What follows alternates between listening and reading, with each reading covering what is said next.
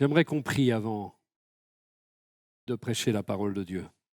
Nous voulons te remercier, Seigneur, et ce matin, nous te remettons cette parole afin qu'elle soit prophétique, qu'elle tranche encore nos liens, qu'elle brise ce qui dans nos cœurs entrave ton action et que, Seigneur, et notre Dieu, elle nous édifie, nous exhorte, nous console, nous donne de l'espérance et que cette parole soit puissante. Il est dit que ta parole est une parole à double tranchant, une épée à double tranchant. Elle est l'épée de l'esprit. Elle partage entre jointure et moelle. Nous voulons te bénir, Seigneur, pour cette parole qui, chaque jour, nous est révélée et qui nous conduit, parce qu'elle est une lampe à nos pieds, une lumière sur notre sentier. À toi la gloire, Seigneur, ce matin. Bénis ton peuple rassemblé, bénis les amis qui nous rejoignent, Seigneur, que la main de Dieu soit au milieu de nous. Nous te prions aussi pour tous ceux qui n'ont pas pu être là à cause de la maladie, à cause d'être retenus pour une chose ou une autre. Tu les bénis également et tu leur apportes tout ce dont ils ont besoin, y compris la guérison de leur corps, au nom de Jésus. Amen. Amen. Que le nom du Seigneur soit béni. Dieu est celui qui est présent parmi nous. Et il se peut même que ce matin, quelqu'un parmi nous, ait ressenti sa présence. Et cette présence a rappelé des souvenirs, pas forcément des bons souvenirs, mais cela a remis en lumière des souvenirs douloureux.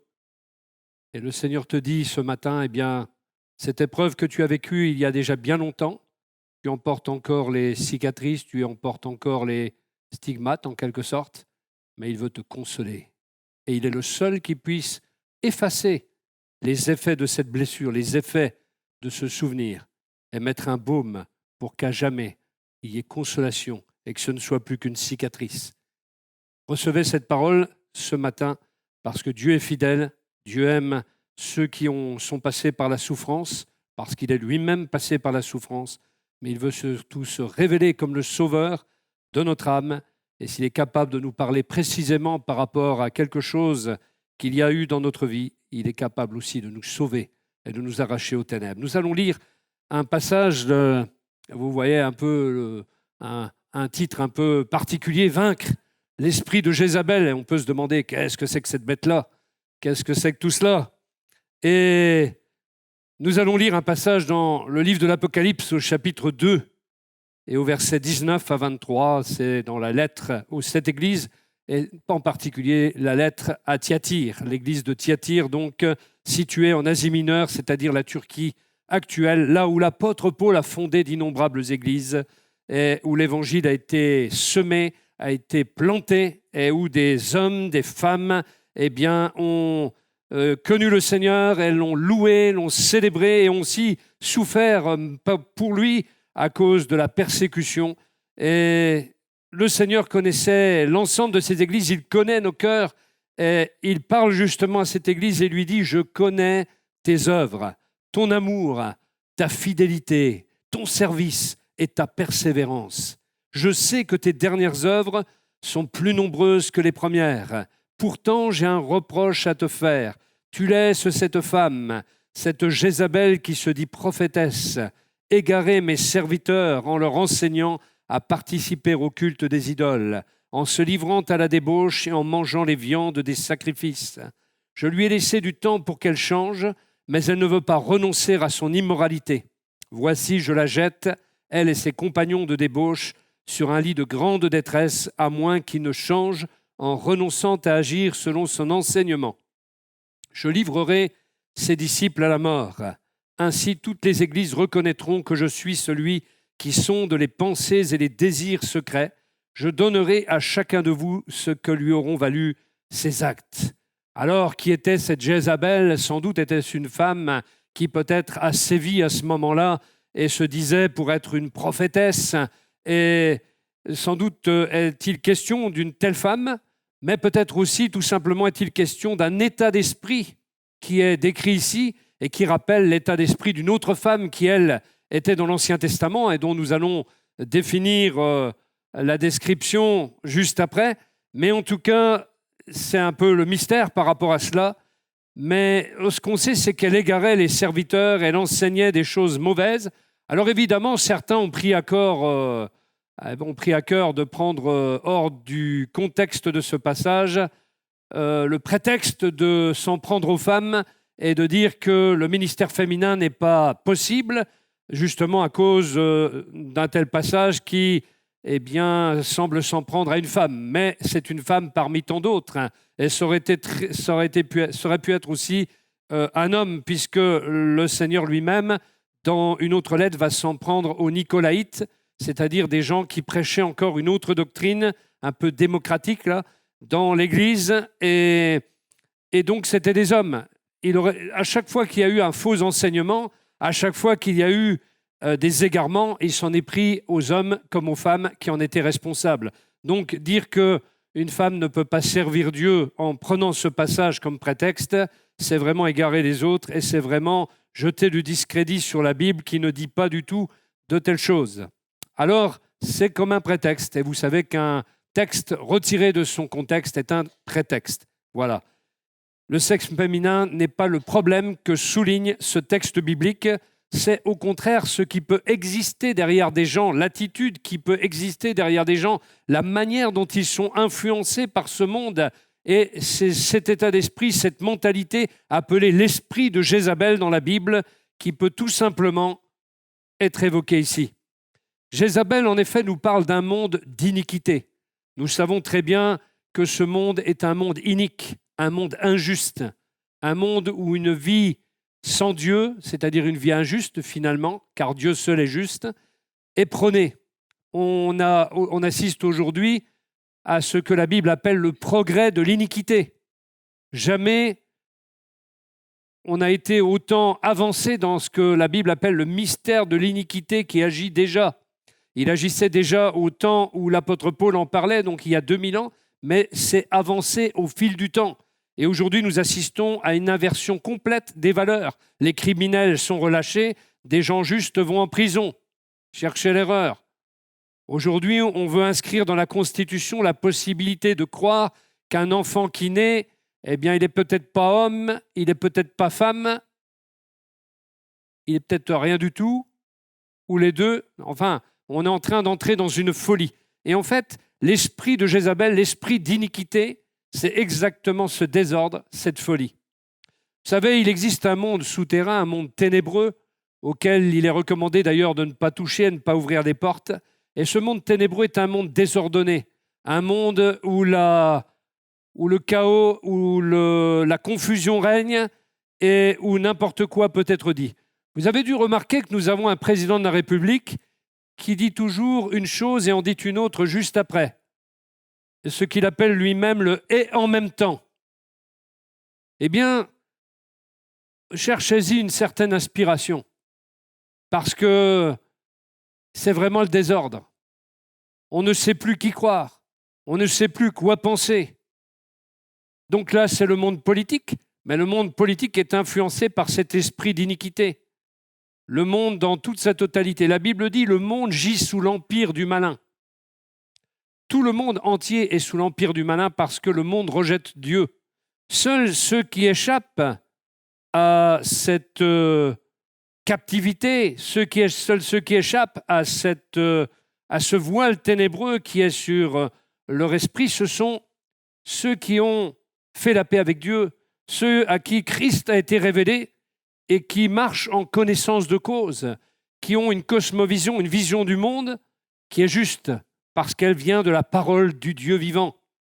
Et sans cette cosmovision, on est perdu, on ne sait pas quoi penser, on ne sait pas à quel saint se vouer, en quelque sorte, entre guillemets. On ne sait plus qui croire. Et il nous faut avoir un esprit clair, il nous faut avoir un raisonnement clair dans cette période de confusion. Et seule la Bible, comme je le disais tout à l'heure, qui est une lampe à nos pieds, une lumière sur notre sentier, est la seule à même de nous guider. Elle est comme une boussole dans la nuit, elle est comme un phare dans la nuit. Et vous savez, quand un bateau est égaré parce qu'il y a de la brume, etc., c'est quand même bien ce phare qui permet le sauvetage et permet à des marins de conserver la vie au milieu de dangereuses vagues, ou de dangereux écueils également. Et c'est la même chose. La parole de Dieu nous garde des écueils. La parole de Dieu nous garde de multiples dangers. Et il nous faut voir clair. Pour voir clair, mes amis, il faut se référer à cette parole. Il faut vraiment croire qu'elle est la parole de Dieu et l'éprouver. Nous ne croyons pas aveuglément. Nous croyons cette parole parce que nous l'avons éprouvée dans notre vie. Nous avons vu sa véracité, nous avons vu sa vérité, son authenticité. Nous avons vu la fidélité de Dieu à accomplir sa parole. Et à cause de cela, nous croyons. À cause de cela, nous marchons avec lui. À cause de cela, nous obéissons à cette parole. Et comme le disait Jésus-Christ, il disait « Je suis la lumière du monde. Celui qui me suit ne marchera pas dans les ténèbres, mais il aura la lumière de la vie. » Et nous avons la lumière de sa vie, alléluia. Mais combien d'hommes, de femmes sont aujourd'hui enténébrés, ne voient pas plus loin que le bout de leur nez, ne voient pas plus loin que le bout de leur pas, parce qu'ils n'ont pas cette lumière, parce qu'ils ont refusé d'avoir cette lumière. La Bible dit que la lumière est venue, mais les ténèbres ne l'ont pas reçue. Et parfois, il y a quelque chose en nous, il y a une maladie en nous. Peut-être qu'en entrant ici, vous ne le saviez pas, vous êtes malade. Nous sommes tous malades. Cette maladie s'appelle le péché. C'est un véritable cancer. Et ce péché, il comporte, vous savez, c'est un petit peu comme ces puces qu'on met dans des organismes pour détruire une maladie. C'est un petit peu comme un missile à tête chercheuse qui vient injecter une substance qui va permettre à une maladie de quitter le corps de quelqu'un. Eh bien, nous avons aussi, nous, un missile à tête chercheuse en nous, dans notre ADN, qui s'appelle le péché. Et ce missile à tête chercheuse, bien pointu, nous injecte un venin qui est le venin du diable, qui a tenté Adam et Ève, et le même venin nous est injecté à chacun d'entre nous. Et ce venin, c'est comme un répulseur. Vous allez dire, qu'est-ce qu'il raconte ? Eh bien oui, c'est un répulseur, parce que si je vais dans la rue, immédiatement, je vais constater ce que je suis en train de dire. Si je parle de Dieu à quelqu'un, il va être plus ou moins réceptif. Si je commence à parler de Jésus, alors là, c'est même plus la peine, on est moins réceptif déjà. Alors, c'est 1 personne sur 10 qui va être réceptive. Mais pour 10 personnes qu'on va consulter, 9 vont avoir une réaction tout à fait hostile, tout à fait, alors hostile, selon certaines proportions. Elles ne vont pas forcément nous assassiner, mais elles vont partir ou manifester un mécontentement ou un agacement ou tout simplement une répulsion et partir, voilà, tout simplement, parce que ça ne plaît pas, parce que Jésus est justement cette lumière. L'idée de Dieu est vague, mais Jésus, c'est Dieu qui a marché sur la terre. C'est du concret, c'est du réel. Et quand on parle de Jésus, les gens soit s'envolent, se sauvent, fuient, ou bien ils sont attirés. Car Jésus a dit aussi, quand le Fils de l'homme aura été élevé, il attirera tous les hommes à lui. Et tous ceux qui se laissent attirer par lui sont comme aimantés par lui.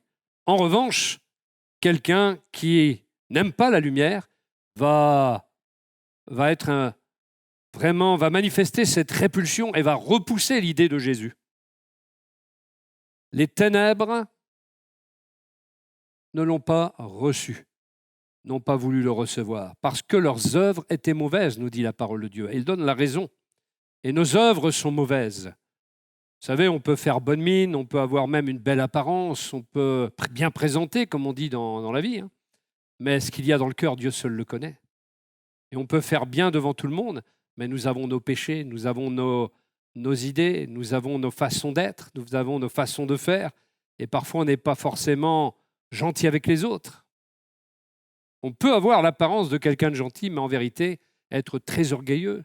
Tout ça, c'est à l'intérieur, ça ne se voit pas. Mais Dieu qui pénètre toutes choses, pénètre toute voix, qui sonde les yeux, qui sonde les cœurs, qui sonde les reins, eh bien, lui voit toutes choses. Et il est à même de mettre à jour tout ce qui est contraire à sa volonté et de nous montrer qu'en fait, nous sommes de vils pécheurs, de nous en convaincre. Et quand nous en sommes convaincus, qu'est-ce qui se passe ?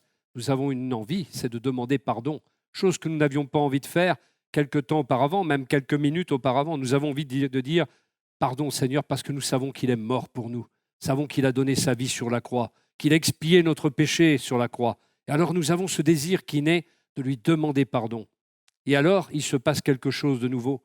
Car à travers son pardon, Jésus nous offre une vie nouvelle.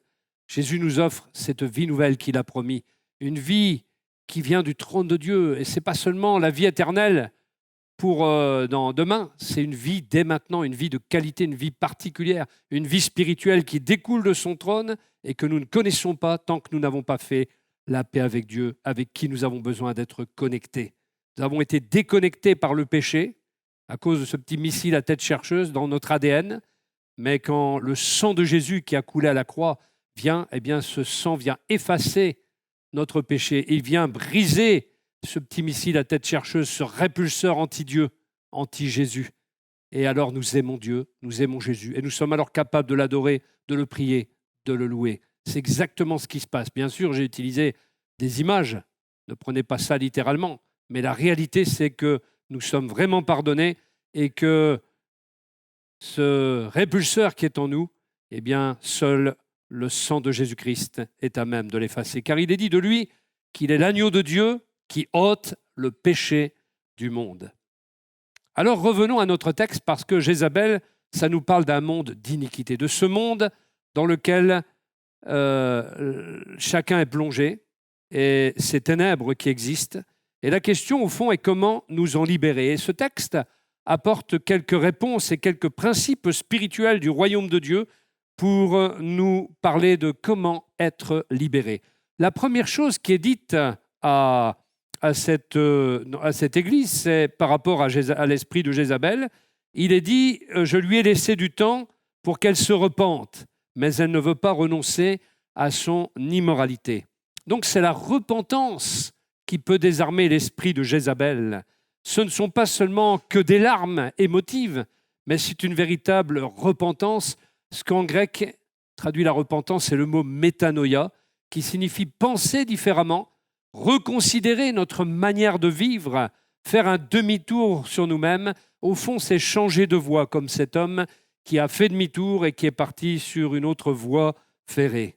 De l'autre côté, il fait demi-tour. Et nous faisons alors, la repentance, c'est ça, nous faisons demi-tour pour passer de cette vie ancienne à la vie que Dieu nous offre par son amour et marcher ainsi, comme dit la parole de Dieu, en nouveauté de vie.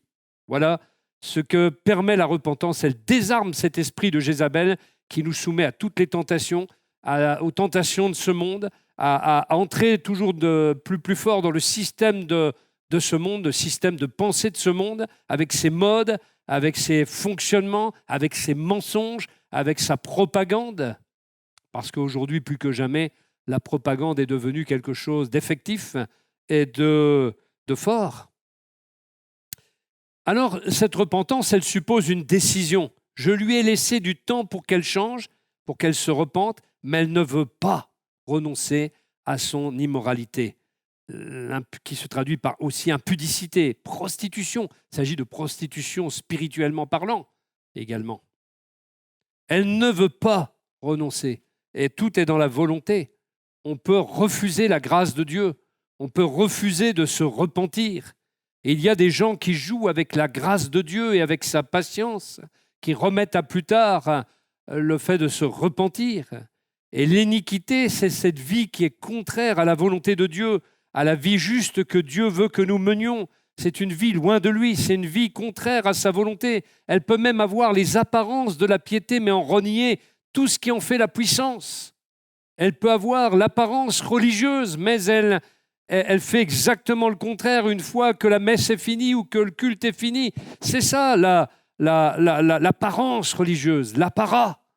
Mais ça, on peut tromper les hommes avec ça, mais on ne peut pas tromper Dieu. On ne peut pas tromper celui qui dit « Je suis l'alpha et l'oméga, je suis celui qui sonde les cœurs et les reins, je vois toutes choses, rien ne n'échappe à mon regard, et toutes choses qui sont dans les ténèbres seront ramenées à la lumière. » Il est capable de faire cela, et donc inutile de jouer à cela avec lui, car ce qu'il nous demande, c'est la repentance, pas pour nous juger, mais pour pouvoir nous pardonner.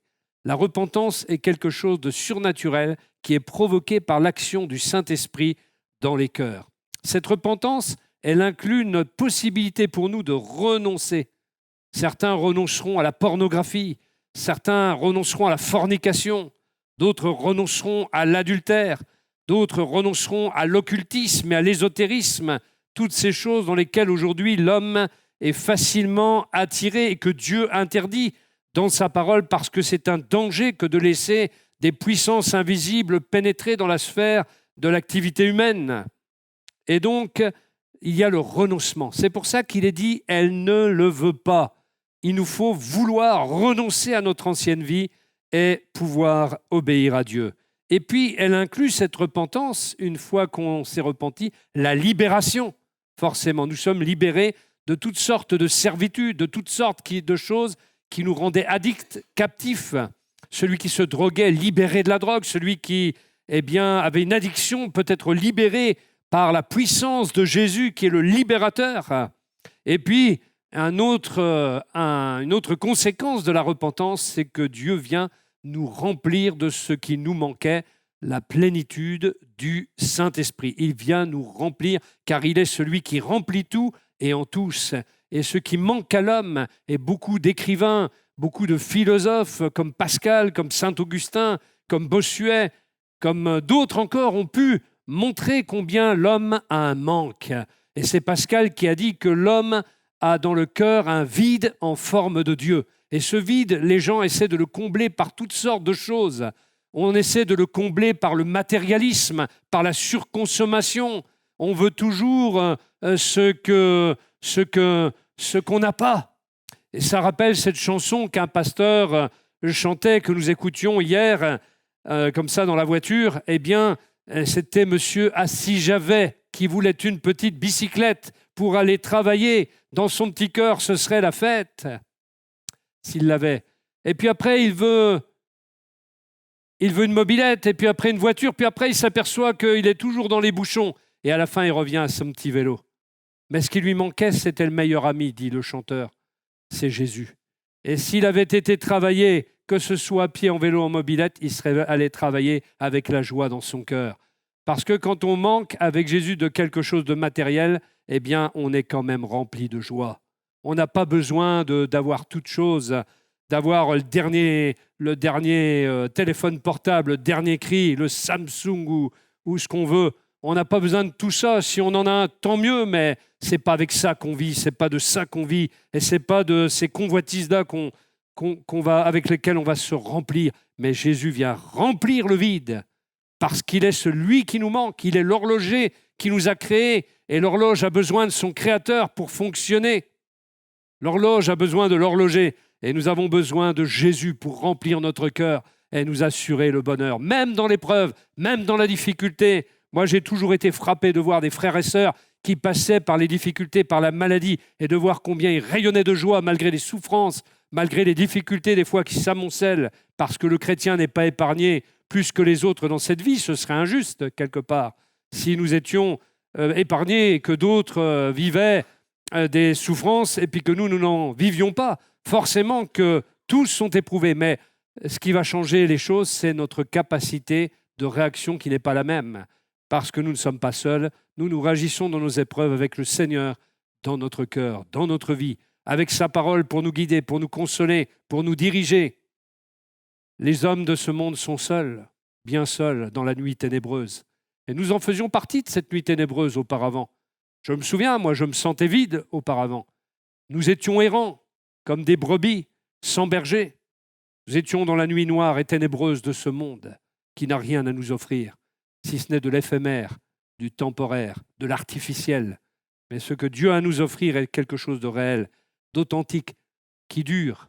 On parle de développement durable, eh bien lui, ce qu'il nous donne, c'est du durable, parce que c'est valable pour l'éternité. Là où il y a repentance, il y a changement radical de vie. Un homme, une femme qui dit être chrétien et dont la vie n'a pas changé radicalement n'est pas un chrétien, n'est pas un disciple de Jésus. Mettez-vous ça bien dans la tête, y compris les chrétiens. S'il n'y a pas un changement radical, s'il n'y a pas un demi-tour formel, définitif, il n'y a pas de chrétiens dans la salle, frères et sœurs. C'est aussi simple que ça. Jésus nous invite à porter notre croix, sa croix, et à le suivre, à renoncer à nous-mêmes et à le suivre. Et celui qui n'est pas prêt à renoncer à lui-même, à son temps même des fois, à ses loisirs, et à le suivre, n'est pas digne de lui. Là où il y a repentance, il y a un changement radical, dit sa parole. Cela suppose également, alors une décision, mais également une fermeté spirituelle. Dans le verset 25, Jésus dit à l'église de Thyatire, « Seulement ce que vous avez, tenez-le fermement jusqu'à ce que je vienne. » Il y a un homme dans l'Ancien Testament qui s'appelle Joseph. Et malgré ses épreuves, malgré l'injustice dont il a eu à souffrir de la part de ses frères, qui l'ont jeté dans une citerne, qui l'ont vendu à des marchands d'esclaves, eh bien, il va demeurer pur, malgré les sollicitations de la femme de Potiphar, chez qui il va se retrouver, qui va devenir son maître et dont il va devenir l'intendant, l'homme de confiance. Eh bien, cette femme, tous les jours, va le solliciter. Et cette femme, elle symbolise le monde inique qui nous sollicite tous les jours, finalement, et dans lequel on vit, et qui chaque jour vient nous assaillir avec des tentations. Et elle nous dit, comme cette femme qui disait à Joseph, « Couche avec moi, couche avec moi, couche avec moi ». Eh bien, tous les jours, et ça nous ramène à cette histoire de prostitution de Jézabel, eh bien, il y a ces sollicitations de la part du monde et de son système qui voudraient que nous commettions cet adultère spirituel, que nous nous prostituions spirituellement en couchant avec ce monde et sa manière de penser, que nous revenions en fait à ce que nous étions auparavant, que nous retournions à notre vomi, finalement. Que nous retournions à notre fumier, à notre bourbier, à l'ancienne vie qui était la nôtre, vie souvent impure, vie fade, vie qui n'était pas du tout à la gloire de Dieu. Et un jour, il a fallu que, face aux sollicitations de cette femme, Joseph s'enfuit. Et il vaut mieux s'enfuir, parfois. Il vaut mieux fuir. D'ailleurs, l'apôtre Paul dira à Timothée, « Fuis les passions de la jeunesse ». Parfois, il faut fuir. Et en s'enfuyant, malheureusement, il a laissé son vêtement. Et ça a été, à tort, considéré comme une preuve de son forfait. Lui qui aurait osé toucher la femme de son maître égyptien. Alors, évidemment, son maître n'était pas dupe de la chose, mais malheureusement, à cause de sa réputation, il a dû renvoyer Joseph et le faire jeter en prison. Mais sans doute, cet homme s'est dit, son Dieu s'occupera de lui. Il avait vu la fidélité de Dieu à l'égard de Joseph, et sans doute a-t-il confiance peut-être en ce Dieu des Hébreux, en ce Dieu de Joseph, en se disant qu'il était dans la main de Dieu.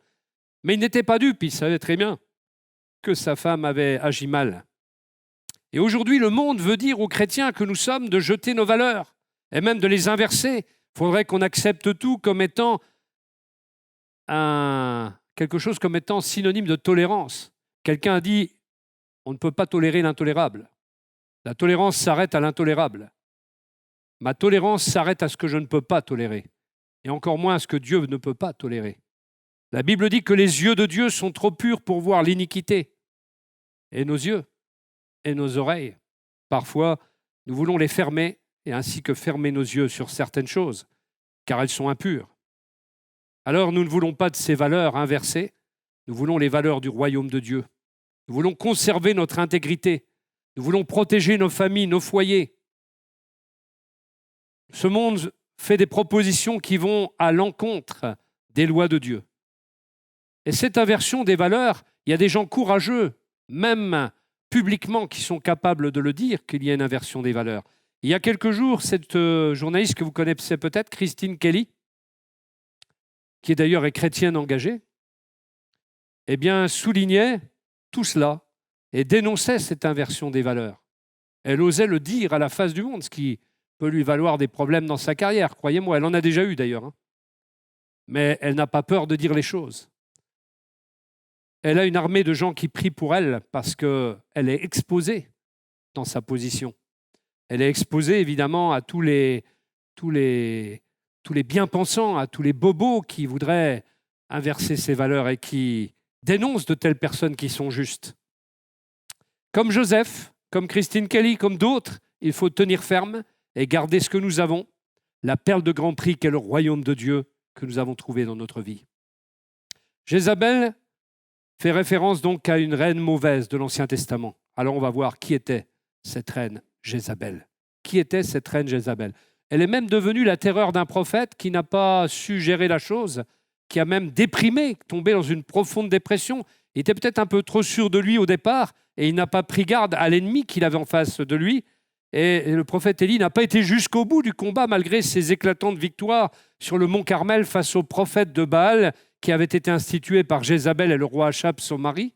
Mais néanmoins, nous voyons que Jézabel est une femme de l'Ancien Testament. Dans le premier livre des rois, au chapitre 21, versets 1 à 3, nous trouvons une histoire particulière.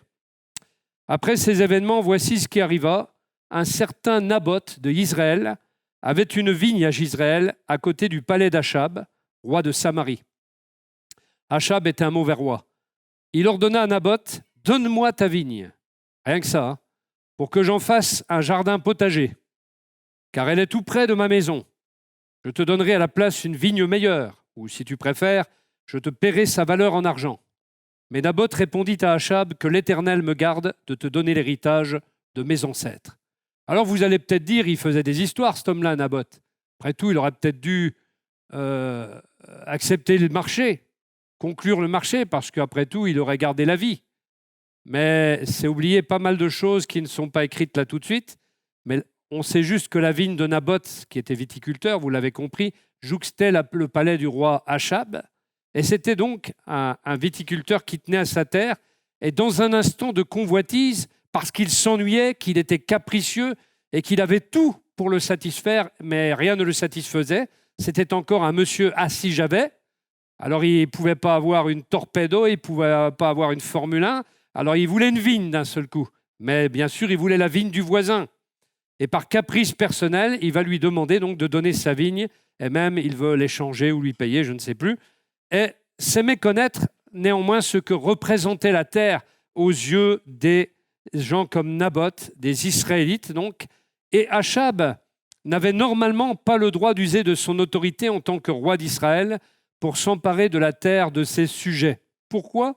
Parce que Naboth va tenir ferme et il est fidèle en cela à l'alliance de Dieu en refusant de céder son héritage parce qu'il y avait une loi dans le Lévitique au chapitre 25, versets 23-28 qui disait que le patrimoine familial était inaliénable, c'est-à-dire que vous ne pouviez pas le donner ni le vendre sans certaines conditions.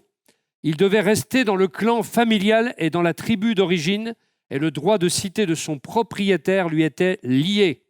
Donc Achab violait les lois d'Israël, il violait les lois du Lévitique par rapport au patrimoine familial. Voilà pourquoi Naboth a tenu ferme. Il est resté sur la loi, il est resté dans la légalité et surtout il est resté dans l'alliance de Dieu.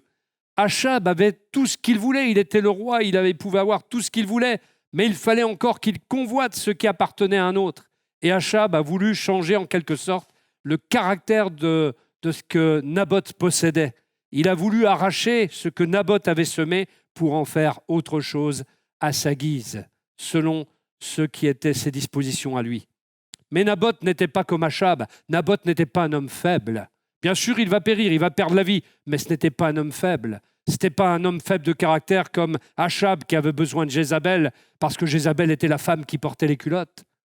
Mais Naboth avait du caractère et il a résisté. Que l'Éternel me garde de te donner l'héritage de mes ancêtres. Il n'a pas voulu échanger son intégrité et nous ne devons pas le faire non plus, même pour un certain humanisme et pas même pour du matérialisme également. Le verset 4 du chapitre 21 nous dit « Achab rentra chez lui ». Vous voyez, regardez la tête qu'il fait. Ça ressemble des fois à certains d'entre nous d'ailleurs, quand on n'est pas content. Vous n'avez pas remarqué ? Moi, je me suis dit en mettant l'image que des fois, ça me ressemblait quand j'étais pas content. Mais bon, et d'autres se reconnaîtront. Achab rentra chez lui, triste et irrité, à cause de cette réponse que lui avait faite Naboth de Israël. « Je ne te donnerai pas l'héritage de mes ancêtres. » Il se coucha sur son lit, tourna son visage contre le mur et ne mangea rien. Malheur à l'homme, malheur au roi qui est un enfant, dit l'Ecclésiaste. Malheur au prince qui est comme un enfant. Quelque chose comme ça. Hein. Eh bien, vous ne croyez pas que ce roi, il était enfantin ? Dire qu'il gouvernait Israël. Mais alors il boude. Vous vous rendez compte ? Il va dans son lit, puis il boude. Mais il n'avait vraiment rien d'autre à faire. Franchement, ne croyez pas qu'un roi, ça a autre chose à faire. Il devait passer en revue ses troupes, il devait s'occuper des des affaires internes du royaume. Mais non, lui, il est couché, il n'a rien à faire, c'est un oisif. Et en plus, il convoite le bien des autres, le fruit du travail des autres, et il regarde le mur, et il ne mange plus rien parce qu'on a contrarié sa petite convoitise. Mais encore, il est tellement faible qu'il n'est même pas capable d'affronter Naboth finalement. Achab fait preuve d'une attitude enfantine et capricieuse, il boude. Mais il est faible de caractère. Mais il y a un principe spirituel qui va s'établir là fortement. Un principe spirituel contre lequel on ne peut pas aller comme ça. Qu'est-il écrit là? Quand Achab ne peut pas, quand il est au bout de sa vie en quelque sorte, il est au bout de ses ressources humaines, l'esprit de Jézabel s'active. Chapitre 21, verset 5, sa femme Jézabel vint le trouver et lui dit « Pourquoi es-tu triste et ne manges-tu pas ?» Il lui répondit « C'est parce que j'ai parlé à Naboth de Israël et que je lui ai dit « Donne-moi ta vigne pour de l'argent ou si tu veux, je te donnerai une autre vigne à la place. » Mais il a répondu « Je ne te donnerai pas ma vigne. » Alors sa femme Jézabel lui dit « Est-ce bien toi maintenant qui es roi d'Israël ?» Déjà, elle le méprise, comme toutes les femmes qui portent les culottes d'ailleurs. « Lève-toi, prends de la nourriture et que ton cœur se réjouisse. C'est moi qui vais te donner la vigne de Naboth de Israël. » L'esprit de Jézabel s'active. Jézabel portait les culottes. Et parfois, c'est le cas dans un couple. La femme porte les culottes pour le plus grand bonheur du mari qui n'a rien à décider comme ça, rien à faire. Il se cache derrière sa femme, derrière la prise d'autorité de sa femme. Et la vérité, c'est qu'il doit en être autrement. Le mari doit être un homme. Et c'est lui sur lequel la femme doit se reposer. Il doit être l'épaule sur laquelle la femme se repose en termes de décision, même si les décisions peuvent être prises à deux. Mais à la fin, c'est quand même le mari qui est la colonne vertébrale pour le foyer et qui doit être fort pour que sa femme soit protégée. Le mari est censé être un homme, être capable de diriger le foyer vers un cap, même vers une péninsule. Vous n'êtes pas d'accord? Les femmes sont d'accord avec ça en général. Les hommes, soyez des hommes, disait l'apôtre Paul. Il faut être un homme. Un homme, ce n'est pas quelqu'un qui ne peut pas pleurer. Ce n'est pas quelqu'un qui va à la guerre seulement. Ce n'est pas ça, être un homme. Être un homme, c'est déjà vivre la vie et affronter la vie, affronter la réalité. Ça, c'est être un homme. Mais il y a des gens qui se voilent la face, qui toute leur vie mettent leur nez dans le sable, leur bec dans le sable, et puis leur tête tout entière dans le sable, si vous préférez. C'est l'autruche, on fait l'autruche, et on laisse la femme aller au combat. C'est pas vrai? Vous n'en connaissez pas. Vous savez, je connais des hommes en apparence fragiles, c'est-à-dire des gens pas musclés, des hommes pas musclés, mais qui ont un super caractère et qui sont les gens qui dirigent leur foyer et qui protègent leurs femmes. Ce n'est pas une question de muscles, pas une question de voix non plus. Souvent, même d'ailleurs, ces hommes n'ont pas forcément une grosse voix comme ça. Ils ont une voix normale, pas forcément forte, mais ils ont du caractère, ils ont du cœur et ils sont vaillants. Pas une question de muscles. Souvent, d'ailleurs, ceux qui ont du muscle, ils se cachent derrière leur femme. Voilà. Leurs femmes, elles se cachent aussi derrière eux, mais juste pour faire le paravent, vous voyez. Ça nous remet un peu en question, même au niveau du couple, des choses comme cela. Il y a deux armes de Jézabel pour nous voler ce qui nous appartient, notre héritage, nos valeurs. Verset 8. Elle écrivit alors au nom d'Achab des lettres qu'elle marqua de l'empreinte du roi, puis elle les envoya aux anciens et aux magistrats qui étaient concitoyens de Naboth. Première arme qu'elle utilise, elle manipule les gouvernants. Dans peu de temps, vous allez voir que nos gouvernants produiront des lois qui nous gêneront. Ils s'en prendront aux chrétiens pour que nous soyons encore plus réduits dans nos actions. C'est l'esprit de Jézabel. Et ça a déjà commencé, bien entendu. Elle manipule les gouvernants. Et dans l'Église, l'esprit de Jézabel, puisqu'on parlait de l'Église à Thyatire, l'esprit de Jézabel, cette femme, manipule les conducteurs spirituels. Dans certaines églises que j'ai connues, il y a parfois une femme qui s'est levée, mais pas de ces femmes appelées au ministère, pas de ces femmes appelées à servir Dieu, mais des femmes au contraire plutôt envoyées par l'ennemi et qui prennent la direction des choses dans une église de manière insidieuse et qui influencent le pasteur. Oh, jamais elle ne retire l'autorité du pasteur. Jamais elle ne se met en avant, mais elle passe par derrière, bien entendu. Et beaucoup de décisions sont les siennes. Et le pasteur est devenu comme un Achab qui fait tout ce que Jézabel dit. Et ça arrive, cela. Et c'est pour ça que nous sommes mis en garde dans ce passage de l'Apocalypse, qui est une des lettres aux 7 églises. Jésus s'adresse d'abord là aux églises. Elle manipule donc les gouvernants, ceux qui dirigent. Et puis, il y a la diffamation, le faux témoignage. Alors là, dans ce monde, il y en a plein de faux procès. Il y a plein de gens, vous savez, qui sont en prison et ne sont pas coupables. Ah oui. J'ai connu un aumônier qui m'a dit un jour, j'ai visité quelqu'un qui n'est pas coupable. On l'a mis en prison parce que ça servait bien, il fallait mettre quelqu'un en prison parce qu'il était là au mauvais moment. Mauvais moment. Et il s'est retrouvé avec un sac de drogue que quelqu'un venait de jeter d'une voiture parce qu'il était poursuivi par la police. Et quand la police arrivait, c'est lui qui avait le sac. Et comme c'était un étranger, tiens, on a dit on va le mettre en prison, ça évitera de le mettre dans un cadenas. Voilà. Tout simplement. Et oui, ça arrive. Et puis d'autres encore dont on ne connaît pas, on ne sait pas tout évidemment. Mais il y a des faux procès. Pensez à Jésus, il a subi un faux procès. Il y a eu des faux témoins, ils n'étaient même pas d'accord entre eux. Donc l'hypocrisie, vous voyez, et le procès était vraiment dévoyé au point qu'on pouvait voir tout de suite que c'était des faux témoins qui avaient été payés pour cela. Alors Jézabel va dire « Placez Naboth au premier rang du peuple et mettez en face de lui 2 vauriens qui témoigneront contre lui en prétendant qu'il a maudit Dieu et le roi. Puis conduisez-le à l'extérieur de la ville et lapidez-le jusqu'à ce qu'il meure. » Donc on a fait croire que cet homme avait blasphémé contre Dieu. On a fait croire des choses totalement mensongères. Elle a donc utilisé des gens pervers pour faire changer la position de Naboth. Verset 11, les hommes de la ville de Naboth, les anciens et les magistrats qui étaient ses concitoyens, agirent comme Jézabel le leur avait fait dire. Ils se conformèrent à ce qui était écrit dans les lettres qu'elle leur avait envoyées. Cette femme a eu une influence sur toute la ville, en tout cas sur toutes les autorités. Ne croyez-vous pas que l'esprit d'iniquité aujourd'hui a toute autorité, même sur les juges? Les juges, ils font ce qu'ils veulent aujourd'hui. Ce sont des gens corrompus pour la plupart d'entre eux. 1/3 des juges est aujourd'hui corrompu. Pourquoi? Parce que l'esprit d'iniquité les a gagnés et qu'ils subissent des pressions depuis en haut, depuis cet état d'esprit qui est sur notre pays, comme d'autres d'ailleurs, pas que la France. Toute la ville donc a été influencée par l'esprit de Jézabel, par sa mentalité, par ses ordres. Verset 15, lorsque Jézabel apprit la nouvelle, elle dit à Achab, « Lève-toi, prends possession de la ville de Naboth de Jizréel, qui avait refusé de te la céder pour de l'argent. En effet, Naboth n'est plus en vie, il est mort. » Quand elle a su que ça y est, l'exécution avait été pratiquée, eh bien, elle est heureuse d'annoncer la bonne nouvelle à son faible mari Achab. Mais ce qu'Achab n'avait pu avoir, Jézabel l'a eu. C'est là le principe. Quand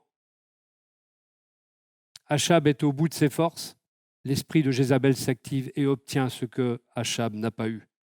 Ce que l'humain n'arrive pas à voir, Jézabel arrive à l'avoir. Et l'esprit de Jézabel tue la foi et tue l'héritage, ravit l'héritage. Croyez-vous que Dieu est resté sans réaction? Et croyez-vous que Dieu va rester sans réaction dans cette société? Verset 17. Alors, le alors est très important, c'est une transition. La parole de l'Éternel fut adressée à Élie le Tishbite. C'est là que d'un seul coup, il va y avoir une confrontation entre la parole prophétique et l'esprit de Jézabel, car deuxième principe spirituel, mais celui-là, il est du royaume de Dieu, quand l'esprit de Jézabel tue, l'esprit de Dieu se lève et active la parole prophétique. L'Éternel parle aussi à Jézabel. Il dit « Les chiens mangeront Jézabel près du rempart de Jizréel. Le membre de la famille d'Achab qui mourra dans la ville sera mangé par les chiens et celui qui mourra dans les champs sera mangé par les oiseaux. » Déjà, le prophète amène la sentence de Dieu, le verdict de Dieu sur ces gens qui ne se sont pas repentis, sur ces gens qui ont tué pour la convoitise. Aucune repentance. En revanche, le faible roi Achab a quelque chose pour lui, c'est que lui va se repentir par contre. Et la sentence sera différée pour lui, parce qu'il va vraiment se repentir sincèrement. En revanche, Jézabel, elle ne se repentira pas. Alors, cela nous amène à un autre principe, c'est que pour vaincre l'esprit de Jézabel, il faut être sacrément armé. Et quelle est cette arme, si ce n'est l'onction du Saint-Esprit? Qu'est-ce que l'onction du Saint-Esprit? Vous savez qui est le Messie? Que veut dire Messie? C'est celui qui est oint par Dieu. Oint de quoi? Oint d'huile? Non, pas seulement, mais du Saint-Esprit. La Bible décrit Jésus comme étant oint du Saint-Esprit et faisant du bien partout où il allait et guérissant tous ceux qui étaient sous l'oppression du diable. Donc, Jésus est cette autorité. Et donc, l'Esprit de Dieu, l'onction qui est sur nous, qui est l'onction messianique, la même onction que celle de Jésus, ce n'est pas l'onction complète parce que nous ne sommes pas le Christ, mais c'est l'onction qu'il nous confère à nous, eh bien, nous amène à pouvoir affronter, comme le prophète Élie, l'esprit de ce monde. C'est pour ça que nous disons, et la parole de Dieu le dit, celui qui est dans ce monde, celui qui est en nous, Jésus, est plus grand que celui qui est dans ce monde. Celui qui est en nous est plus grand que celui qui est dans ce monde. La Bible nous appelle à être des vainqueurs. Dans l'Apocalypse, plusieurs fois, dans ses lettres, cela revient à celui qui vaincra, je donnerai. Les récompenses sont pour les vainqueurs. D'ailleurs, quand vous allez dans un sport, dans une compétition, à qui donne-t-on la récompense? Aux vainqueurs. Et nous sommes appelés à être victorieux. Et cette onction est l'onction de la victoire, l'onction qui rend victorieux. Jésus est paru pour détruire les œuvres du diable. Et nous voyons que l'esprit de Jézabel va être détruit à cet instant-là. Apocalypse 2, 26. « Et celui qui vaincra et celui qui gardera mes œuvres jusqu'à la fin, je lui donnerai autorité sur les nations. » L'autorité spirituelle découle de cet esprit de victoire, de cette onction pour la victoire. Il est nécessaire d'affronter cet esprit et de le vaincre comme Joseph a su le faire et comme Élie, comme Élisée. Ce sont les oints, ceux qui acceptent l'onction du Saint-Esprit sur eux, c'est eux qui ont la victoire sur cet esprit d'iniquité qui a lieu dans ce monde. Élie n'a pas vu l'accomplissement de cette parole. Jézabel et Achab ont continué à régner pendant un certain temps et parfois on peut voir prospérer l'injuste, celui qui est impie, on peut voir prospérer pour un temps celui qui a commis des choses abominables, mais un jour vient le retour et la roue tourne et l'histoire change et un autre oint s'est levé, Élisée le prophète, et ce n'était pas la même chanson avec lui. Et puis il est dit, le prophète Élisée appela l'un des disciples des prophètes et lui dit « Habille-toi pour partir, prends cette fiole d'huile et va à Ramoth en Galaad. Là, tu iras voir Jéhu, fils de Josaphat et petit-fils de Nimshi. Tu l'aborderas et tu lui demanderas de laisser ses compagnons et de te suivre seul dans une pièce retirée. Tu prendras la fiole d'huile et tu en verseras le contenu sur sa tête en disant « Voici ce que déclare l'Éternel. Je te confère l'onction pour t'établir roi d'Israël. Puis tu te précipiteras vers la porte et tu t'enfuiras sans attendre. Tu frapperas la maison d'Achab, ton seigneur. Ainsi, je vengerai le meurtre de mes serviteurs les prophètes et celui de tous les serviteurs de l'Éternel assassinés par Jézabel. » La Bible dit, c'est Jésus lui-même qui l'a dit, le voleur ne vient que pour voler, tuer, égorger, détruire. Et il disait ça en contraste avec ce que lui est. Il est le bon berger qui donne sa vie pour ses brebis. Mais il parlait de Satan qui vient pour ravir, égorger, détruire. Et à travers l'esprit de ce monde, à travers l'esprit d'iniquité, à travers l'esprit de Jézabel, Satan vient pour détruire l'humanité dans tout ce qu'elle a de plus précieux. Et donc, il faut des oints de l'Éternel, des hommes et des femmes qui se lèvent pour prier, des hommes et des femmes qui se lèvent pour résister à cet état d'esprit, qui se lèvent pour dire le contraire un peu comme cette Christine Kelly qui s'est levée au niveau des médias pour dire ce qu'elle pense.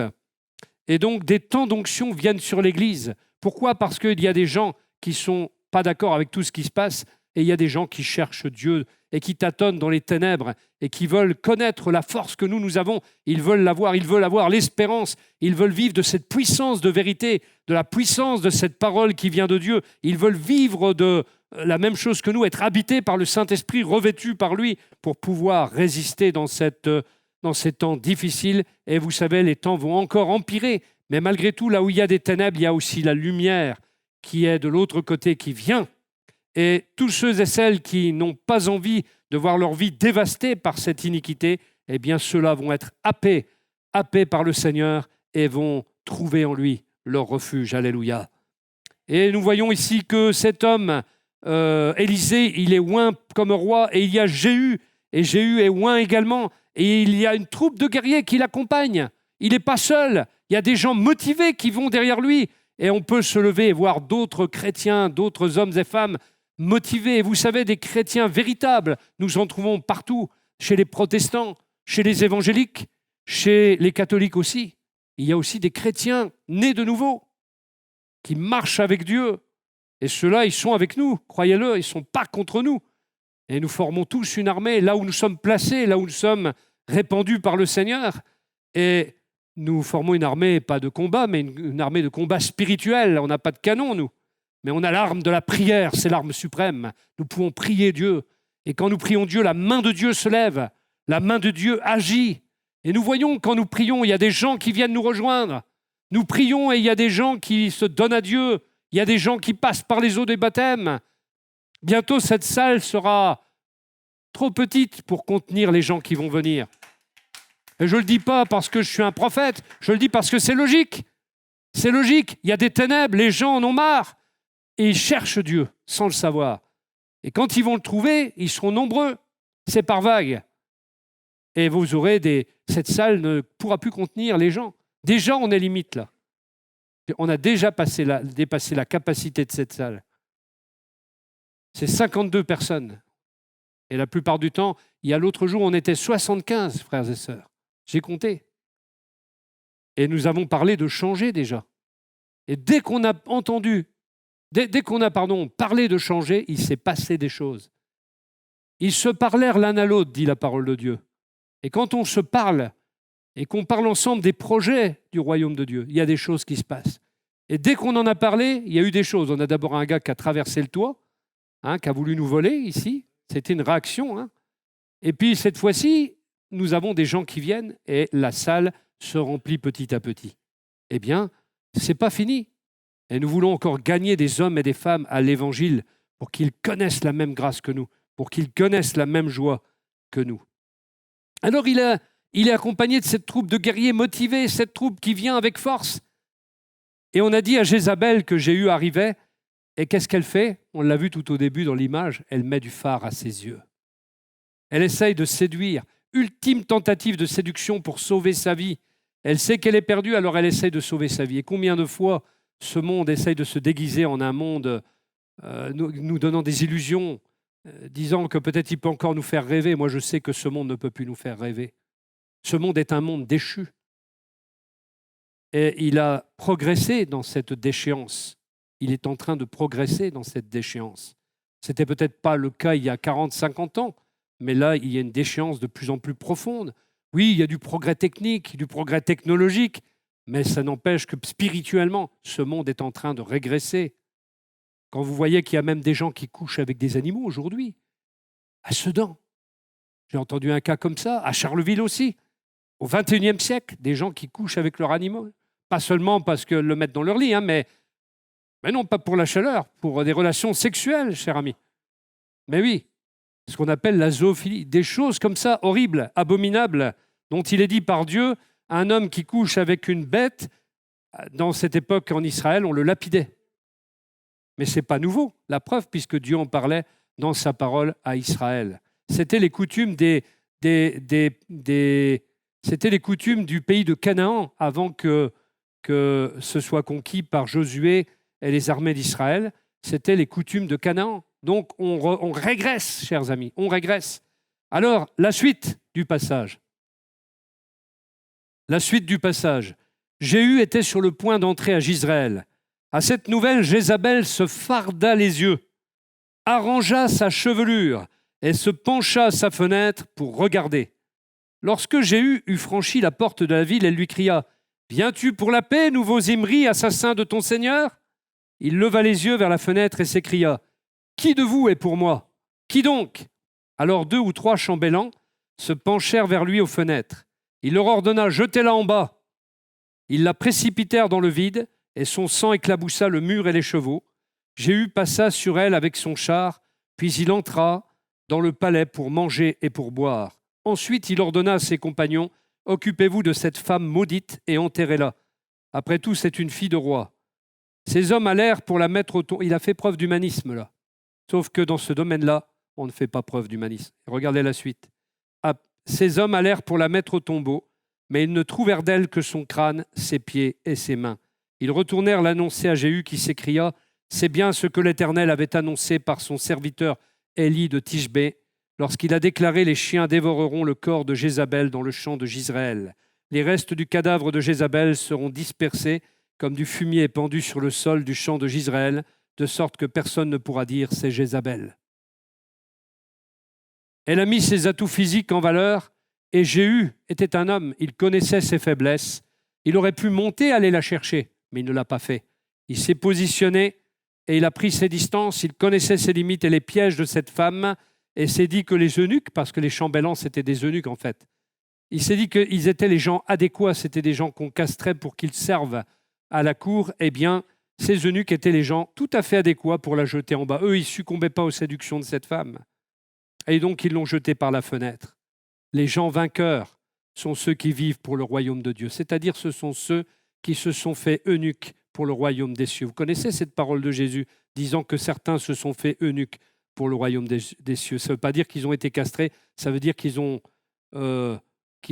refusé d'épouser la cause de ce monde et de son système de pensée. Ils se sont privés de certaines choses pour plaire à Dieu et vivre pour le royaume de Dieu, et ils ont refusé de répondre aux sollicitations du royaume de Dieu. Eh bien, soyons des eunuques du royaume des cieux pour cela. Au jour des réveils spirituels, comme c'est le cas là, Jézabel est jetée par la fenêtre. Au jour des réveils spirituels, la défaite est consommée. Jésus est paru pour détruire les œuvres du diable. Il a triomphé des dominations, des puissances, des principautés, et les a livrés en spectacle par le triomphe de sa croix. La séduction n'a pas eu de prise. Au temps du réveil, la séduction n'a pas de prise. La fornication, tout cela est jeté par la fenêtre. Et cette femme a connu la mort que la parole prophétique lui avait attribuée. Lui, il a voulu faire preuve d'humanisme à un moment donné. Il a voulu l'enterrer parce qu'elle était fille de roi et il est arrivé trop tard. Cette femme, elle est morte telle que le prophète l'avait décrit. C'est la mort des gens qui sont jugés d'un juste jugement de Dieu. Il y a un jour, vous donnez peut-être un aparté, il y a un jour un pasteur qui était pasteur baptiste et qui a commencé à se détourner de la parole, mais il y a longtemps qu'il s'était détourné. Simplement, ça ne se voyait pas. Et cet homme a commencé à proclamer des choses qui ne sont pas du tout dans la parole de Dieu. C'était un homosexuel en plus. Et cet homme a commencé à créer des associations, à prendre des passages de la Bible pour justifier son péché. Et cet homme a commencé à tremper dans toutes sortes de choses dont je ne connais pas tout, évidemment, mais ça a donné une certaine affaire. Et cet homme, on l'a retrouvé dans la forêt de Fontainebleau, les yeux crevés, dévoré par les animaux. Donc, croyez-vous que c'est la mort d'un pasteur, ça ? C'est la mort d'un quelqu'un qui a assumé un juste jugement divin. Parce qu'il s'est détourné de Dieu, il a falsifié la parole de Dieu, il a frelaté la parole de Dieu, et il a trempé dans des affaires sordides. Et sans doute que ce sont ses semblables qui l'ont tué, des gens avec qui il a trafiqué et qui ne voulaient pas qu'il révèle certainement leur nom. Et on reparle de lui ces temps-ci, bizarrement, par rapport à toutes sortes d'affaires iniques qui ont cours actuellement par rapport à la pédophilie. Et cet homme est mort dans la forêt de Fontainebleau. On a vu étaler sur les journaux son cadavre. Il était exposé à la vue de tous à l'époque. La parole de Dieu s'est accomplie pour cette femme, Jézabel, qui a refusé de se repentir, et pour cet homme aussi qui a refusé aussi de se repentir. Alors plutôt que de nous cacher dans des grottes ou des cavernes comme l'a fait le prophète Élie, qui lui s'est affaibli par rapport au départ, nous sommes loin pour la victoire. C'est là la conclusion. Repentance, voilà ce qu'il y a sur notre ordonnance. Il y a la repentance, se repentir, tourner le dos à notre vie d'avant. Fermeté spirituelle, retenir ferme ce que nous avons. Onction pour vaincre, onction de la victoire. Ce sont les 3 éléments qui nous libèrent de l'esprit de Jézabel dans ce monde. Nous sommes donc appelés à être des Jéhus, c'est-à-dire des hommes et des femmes oints spécialement par le Saint-Esprit pour chevaucher et mettre en déroute la pauvreté spirituelle, la médiocrité spirituelle, la misère spirituelle, pour aller contre la sorcellerie, l'occultisme, l'échec, la médiocrité et même, je dirais, l'iniquité. Alors levons-nous et combattons dans la prière, soyons des intercesseurs et soyons fermes et inébranlables. Notre frère Roger, tout à l'heure, a fait une parenthèse et a eu peur même de ne pas être entendu au travers de la Sainte Seine dans son discours. Mais du coup, je vais marteler le même discours et répéter son discours. Si nous sommes des chrétiens du dimanche, frères et sœurs, nous ne sommes pas des vrais chrétiens. Le vrai chrétien, c'est ce que nous lisons dans Acte 2, verset 42. Il persévérait dans l'enseignement des apôtres. Étude biblique. La communion fraternelle, la fraction du pain et les prières. Alors, soyons des hommes et des femmes de prière. Soyons des hommes et des femmes de prière qui luttons contre l'esprit de ce monde, qui prions pour un réveil spirituel pour notre pays de France. Si nous aimons la France, il faut prier pour ce pays. Ça ne sert à rien de chanter la Marseillaise, il faut prier pour ce pays. Et vous chanterez la Marseillaise après. Mais prions pour le pays de France. Il en a réellement besoin. Aujourd'hui, ce pays est malmené par des gens qui ne l'aiment pas. Alors il faut prier pour ce pays. Plus que jamais, il faut prier pour les gens autour de nous, pour qu'ils trouvent le Seigneur. Prier pour tous ceux à qui nous nous adressons de sa part, afin qu'ils viennent à lui et connaissent cette vie nouvelle qu'il offre. Alors, ça passe par les réunions de prière, ça passe par les temps de prière, où que nous soyons, même si nous ne pouvons pas nous déplacer pour une raison X ou Y, eh bien, nous pouvons néanmoins prier chez nous, avoir des sujets de prière et se placer devant le Seigneur et dire « Oui, Seigneur, il est temps que je me lève dans la prière pour prier pour ces choses afin de faire bouger ta main. » Dieu écoute la prière de son peuple, mais encore faut-il qu'il prie et que ce soit un peuple audacieux, un peuple qui ose réclamer les promesses qui sont contenues dans sa parole, la Bible. Alors ce matin, voilà la conclusion, levons-nous, soyons fermes, soyons inébranlables, soyons vainqueurs et tuons Jézabel. Amen. Alléluia. À toi la gloire, Seigneur. Tu nous donnes les ingrédients d'une vie spirituelle profonde et puissante avec toi. Tu donnes les ingrédients de ce qui fait le salut, comment être sauvé. Seigneur, et tu nous dis qu'il y a la repentance, le pardon des péchés, la vie éternelle que tu offres. Et Seigneur, qu'on peut te suivre, qu'on peut faire la paix avec toi. Seigneur, ce matin, je te prie vraiment de nous animer de ton esprit et de nous donner les uns et aux autres vraiment la conscience de cette onction qui existe et que cette onction soit déposée sur notre vie, sur notre cœur et que nous devenions des gens qui régnons par Christ dans cette société, par la prière, en priant pour que ton influence grandisse, pour que ton influence, Seigneur, soit quelque chose de lisible, de visible, et qu'on voit des choses être contrecarrées, que la main de Dieu soit en action dans ce pays. Seigneur, visite notre pays de France. Tu l'as déjà fait par le passé, tu vas encore le faire. Seigneur, tu as visité des pays comme la Corée du Sud, comme, Seigneur, l'Argentine, comme l'Uruguay, comme d'autres pays d'Amérique latine, comme des pays même dans le monde arabe. Et Seigneur, tu veux visiter aussi ce pays de France. Nous croyons que tu veux détruire l'iniquité. Nous savons que beaucoup d'iniquité sort de ce pays. Mais Seigneur, nous voulons prier pour que l'iniquité soit réduite à néant, comme Jézabel qui a été réduite à néant. Seigneur, que ta main agisse et qu'un puissant et profond réveil éclate en France et que des hommes et des femmes se donnent par milliers à toi et deviennent des disciples de Jésus, comme ce fut le cas au XVIe siècle, Seigneur, lors de la Réforme, que beaucoup te suivent, que beaucoup marchent avec toi. Seigneur, étends ta main sur ce pays de France. Et Seigneur, bénis les brebis que nous sommes. Seigneur, que nous puissions grandir encore dans les choses du royaume de Dieu. Seigneur, que ceux encore qui ne t'appartiennent pas soient puissamment touchés, Seigneur, par ton Saint-Esprit dans leur vie et s'attachent à toi. Découvre que tu es la lumière dont ils ont besoin, la plénitude dont ils ont besoin. Seigneur, visite les cœurs ce matin. Bénis chacun, chacune ici présent et que, Seigneur, nous sortions avec l'espérance dans notre cœur, avec l'espoir chevillé au corps, au nom de Jésus. Au nom de Jésus, viens briser les liens ce matin. Viens briser les liens qui retiennent et enserrent encore des hommes, des femmes pour te servir, pour t'adorer, pour te prier. Viens détruire les œuvres du diable dans les cœurs et que cette séduction du monde ne monte pas jusqu'à nous. Nous la fouillons et nous voulons, Seigneur, oh Dieu, nous en protéger. Nous voulons, Seigneur, marcher avec toi selon les principes de ton royaume. Glorifie ton saint nom, Seigneur, au milieu de nous. Et Seigneur, bénis ton peuple, Seigneur, afin qu'il soit un peuple fort, une armée puissante dans la prière, des hommes et des femmes pétris de la parole de Dieu. Viens enseigner ton peuple.